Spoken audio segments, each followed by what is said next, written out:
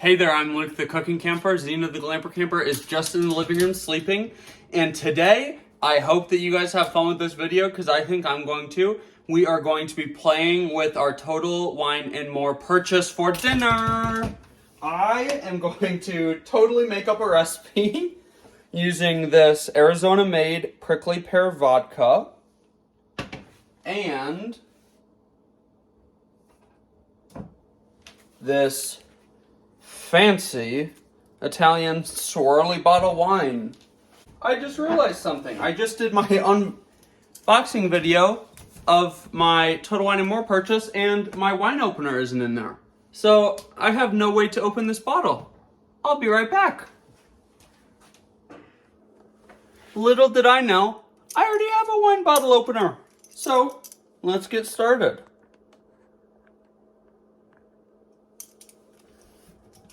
As I said, I am totally winging it. I have never made anything like this before.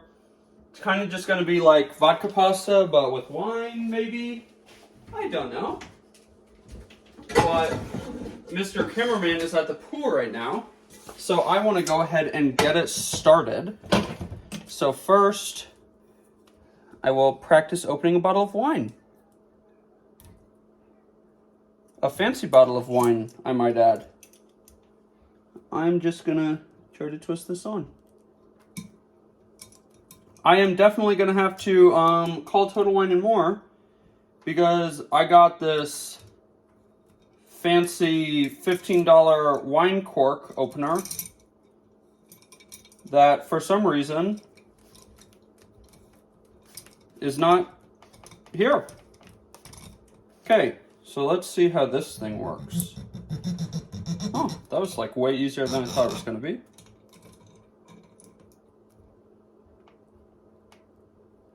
Maybe I spoke too soon. Whew, that is difficult. I used to work at Olive Garden. I know I don't want to break the cork. That would be no bueno. There we go. Ooh, it smells tasty! I just realized that I didn't get like a wine stopper. So I'm gonna have to reinsert the cork.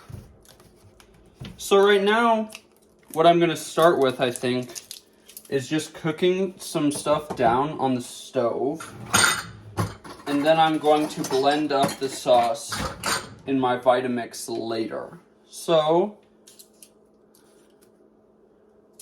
we're going to do a cup of this Fratelli Bellini red wine from Italy. It smells really good, so I have a good feeling about this. Normally, when I cook with alcohol, I cook out the alcohol in a side container, but Mr. Cameraman is a fancy Italian, and when he makes his red sauce, he lets it cook on the stove for hours and hours. He doesn't put alcohol in his, though. But so, I'm not going to cook it for hours, but I am going to cook it for, I don't know, probably a hot minute. Okay, so I got the cork back in there, upside down. Hopefully that's okay. And then we've got our vodka here. This vodka was made in Arizona by the Grand Canyon Brewing Company. So hopefully it is absolutely delicious. Never had vodka before in my life, so. I mean, tons of people on the internet put it in pasta and in red sauce, so that's what we're doing today. Did I get all the plastic off? Geez, they sure make alcohol hard enough to open. How? I don't have to put a cork opener in this, do I? Holy cow. Whew.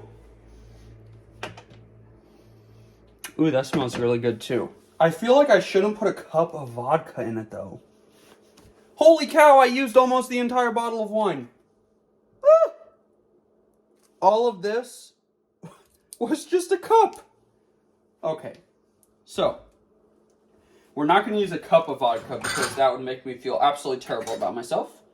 So, let's put in 1/3 of a cup of vodka.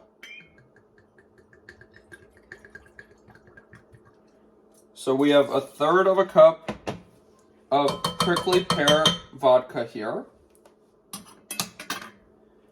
Now I'm going to go ahead and get it started right away.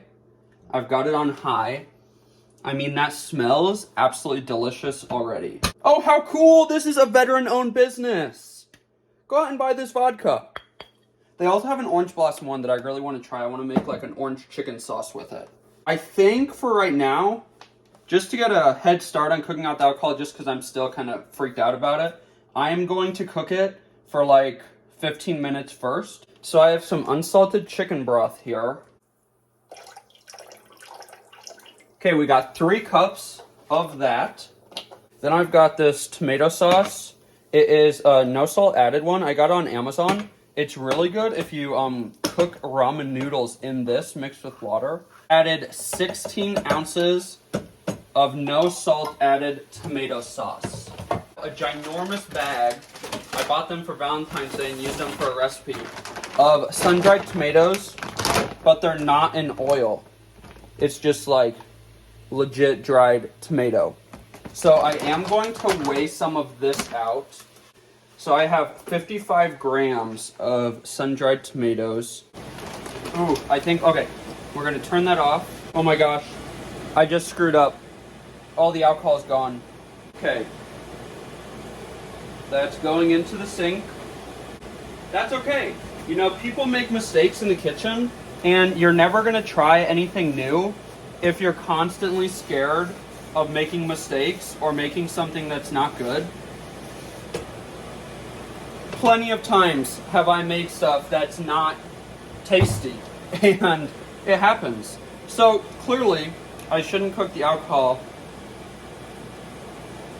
by itself, or maybe I should, and I should just add 5 minutes. Okay, what we're going to do is we are going to add all of this to the pot. We are going to remeasure our alcohol.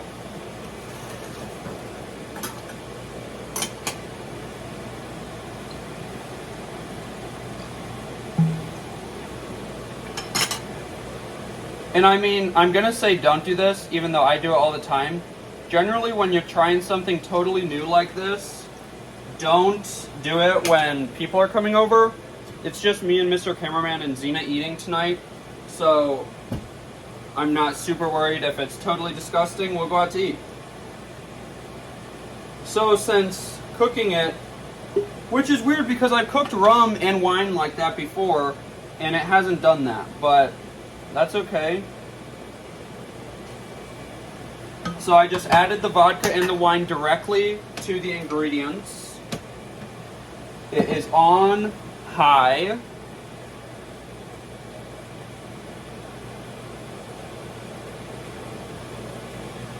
Hey Google, set a timer for 15 minutes.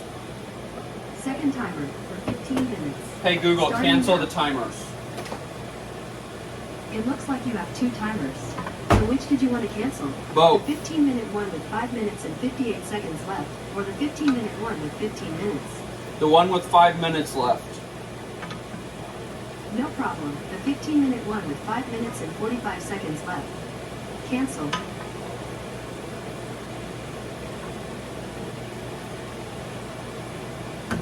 Okay, so we're at a new point.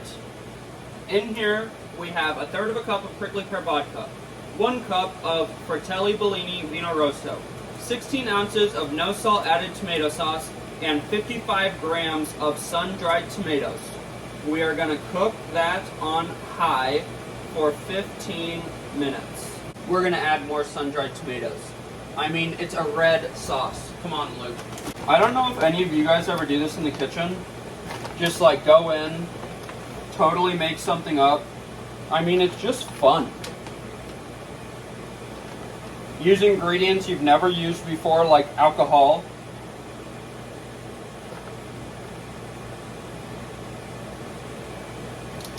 Okay, that's 130 grams.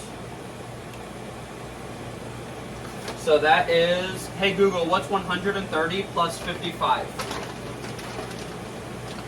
130 plus 55 is 185. So 185 grams. So I've got dried carrots and dried sweet corn. Let's see what happens. Now, Mr. Cameraman, he can't have like a lot of carrots, so, or else it irritates his throat. But he does like carrot cake, and that doesn't irritate his throat. So we don't really know if he is actually allergic or if it's just like a little sensitivity. Okay, that's 40 grams of dried carrot flakes. Okay, we're gonna turn it down to a medium now. See if maybe the bubbles subside. I just wanted to add, I don't really know what it's gonna add, but I wanna do it, so we're gonna do it. So that is 20 grams of freeze-dried sweet corn. Now, Mr. Cameraman isn't home, so sometimes when I make experimental things, this is a good tip. Make it ahead of time so that if it's disgusting, you can throw it away, or you can make something or order something else. So I'm just gonna make the sauce, have it all blended, and then once he's on his way home, then I'll start boiling the pasta, and then I'll reheat the sauce with the pasta later. That's kind of a little trick I have learned to make mealtime go a little bit smoother. I want to show you guys what this looks like. So this is what our mixture looks like right now. Those tomatoes are starting to soak up all of that liquid. But once our timer goes up, I'm going to let this cool off, and then I'm going to put it into our blender and blend it up. So I'll be right back. Holy cowabunga, this stuff tastes so good. I tried it before I blended it, and I know it is going to be way too thick. So before I blend it right now, I am actually going to add some unsweetened creamy cashew milk. So I added a total of 3 cups of the creamy unsweetened cashew milk. Okie dokie. I feel like I've got a million things going on, but that's what I love in the kitchen. So the sauce should be done. Let's taste it. Came out crazy thick, which I don't know, I'm kind of into. I probably shouldn't have added that many sun-dried tomatoes for future cooks. I will know that.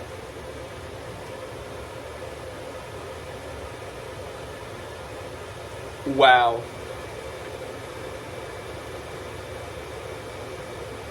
I kind of can't believe I just made this up.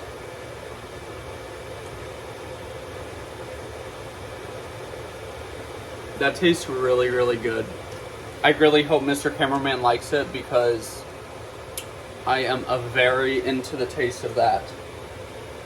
Surprisingly, not super tomatoey, which is good. Once I add the cheese on top, I think it will be even better.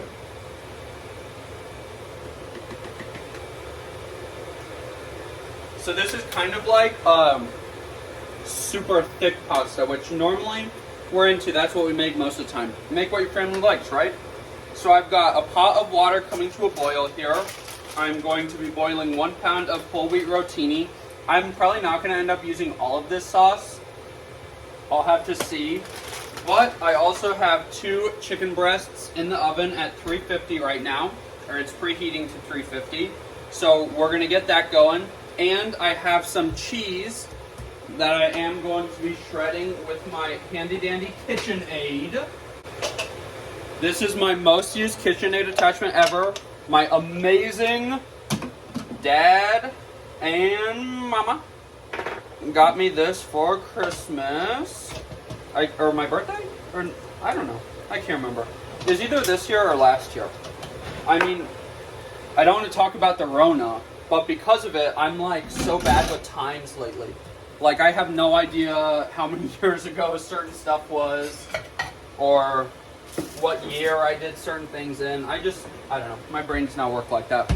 So, let's get our cheese. It is under the dish drying rack, because that is a normal place for cheese. So I am just going to shred this up.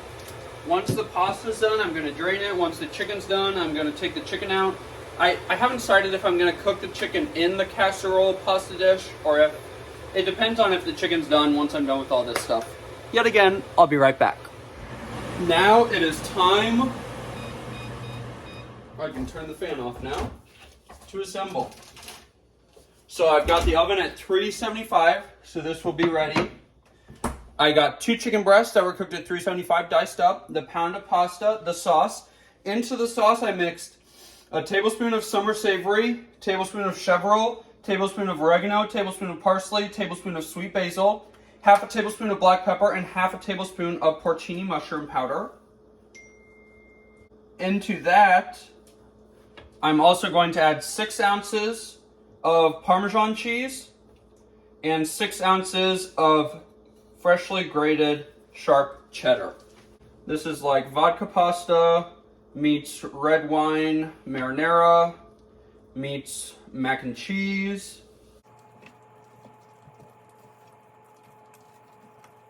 I want to make sure that I get all of that Parmesan broken up in there.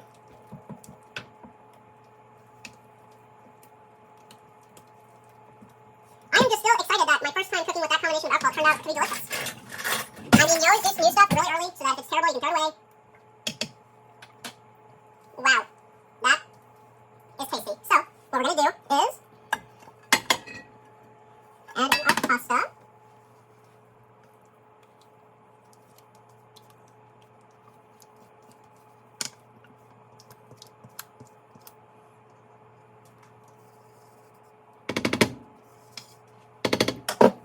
Then we just want to get the sauce mixed in there. I don't know about you guys, but I've never met anyone who wants their pasta to be not saucy. And I don't know if it's shrinkflation or if I just have never paid attention, but when you buy pasta at the store, sometimes the jars are tiny. I mean, crazy, crazy tiny. It's like, sorry, but we need more sauce than that. Okay, now that we have that, I can't decide if I want to just leave the chicken on top as kind of like a pretty little look, or if I want to mix it in. I need to mix it in. And in a perfect world, I don't know though, it tastes so good. I want to say in a perfect world I would get double the sharp cheddar and then cover the top of this in cheese. But for some reason I just did not want to do that. I wanted it just to be the pasta. And everything all mixed together. Now by this point, everything is definitely not hot. Mr. Cameraman can be here at 7:45, it's 7:15 right now. So I want this to be in the oven for, I mean, I'm sure it's probably going to take 45 minutes instead of 30. That looks really tasty though. I mean, really tasty.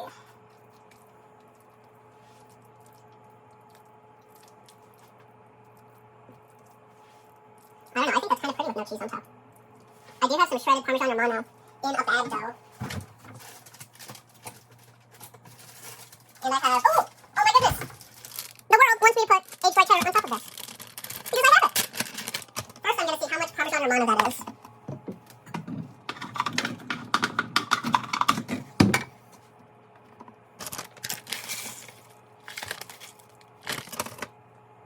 That is 3.5 ounces.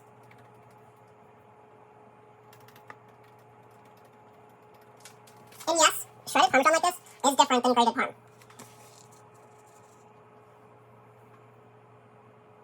That looks so tasty. Now let's see if I destroy a couple of these.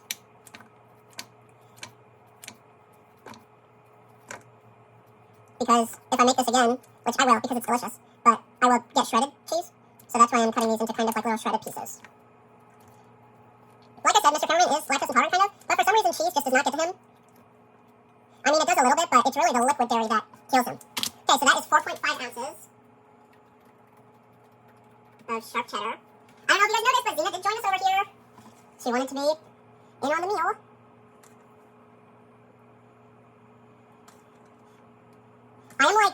I'm not tooting my own horn, but I'm like proud of myself. This meal is gonna be amazing. Okay, I'm gonna throw this into the oven for, we'll see, but 30 to 45 minutes. We will be back. This is what it looks like after baking for 45 minutes. I'm just gonna broil it for a couple of minutes. Supper is done. Baked and boozed white cheddar rotini with chicken.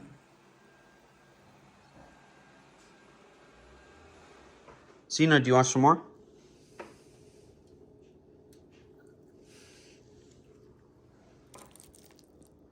Well, things don't always go as planned. Mr. Cameraman totally, utterly, 100% thought that pasta was disgusting. He couldn't eat it, so he had to order pizza. So I have brought it with me to work because I thought it was delicious. So I might as well share it with more people and see if they think it's delicious. So definitely still don't get scared to try new things, even if they do turn out terrible. But not everybody's going to think they're terrible. So if you have something that your family thinks is bad, don't just throw it away. I always try to give it to other people. Well, if you liked this video, make sure to give us a big thumbs up, comment down below, and subscribe to our channel. Don't forget to hit that bell so that you see the next time me and Zena upload a new video. Get out and enjoy nature and food as much as we do, and always start to try new stuff. That sounded really dumb. And never be scared to try something new in the kitchen. Have a great one.